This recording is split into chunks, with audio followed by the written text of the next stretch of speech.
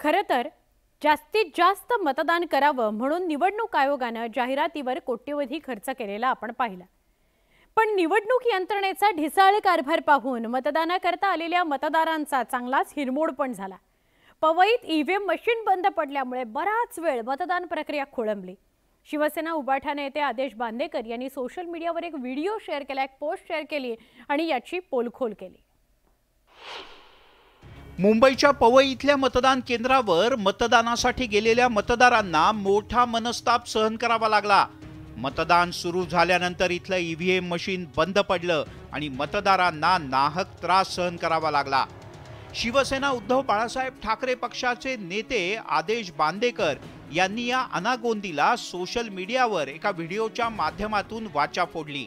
आता पवई केंद्रावरती आहे, हिरानंदानी सारखा सुशिक्षित एरिया आहे आणि या ठिकाणी सगळ्यांची एकंदरीत रिॲक्शन आपण बघितली तर इकडची 58, 57 ही जी मुख्य सगळी जी यादी आहेत या सगळ्या बंद झालेल्या आहेत, सगळ्या मशिनरी बंद आहेत आणि अत्यंत चुकीच्या पद्धतीने काय रिॲक्शन आहे। आम्ही इकडेच उभे आहोत, उन्हात उभे आहोत आणि कोणी उत्तरच देत नाही। पवईच्या हिरानंदानी फाउंडेशन स्कूलमध्ये हा प्रकार घडला।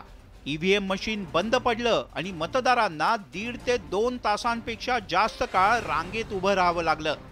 धक्कादायक बाब म्हणजे मतदान केंद्रातील अधिकारी काहीच उत्तर देत नव्हते, म्हणून उपस्थितांचा संताप झाला।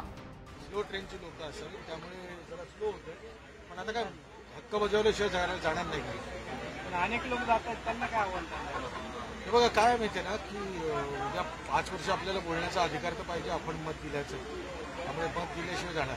हे पहिल्यांदाच असं होतं, इतकी वर्ष मतदान करतोय पण हे पहिल्यांदाच असं होतंय की रांगेमध्ये तुम्ही 3.5-4 तास उभे आहात। दिस इज नॉट ऍक्सेप्टेबल। आणि ही सुद्धा कुठली स्ट्रॅटेजी नाही ना, असा आता मनात प्रश्न पडू लागले।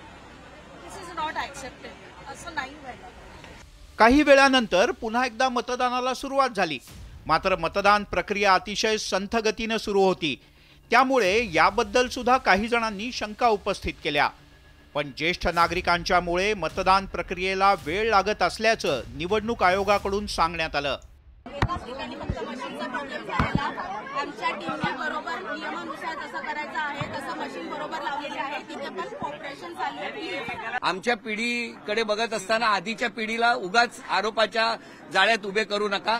सिनियर सिटीजन्स अत्यंत व्यवस्थित मतदान करून पुढे जात आहेत, उगाच सिनियर सिटीजन्सवरती ढकलू नका।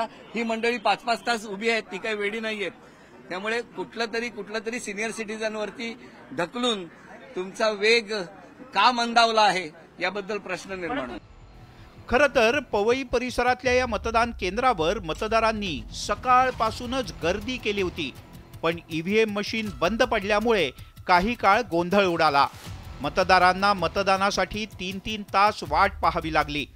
निवडणूक यंत्रणेच्या ढिसाळ कारभाराचा फटका मतदारांना सहन करावा लागला। राहुल झोरी, न्यूज 18 लोकमत, मुंबई।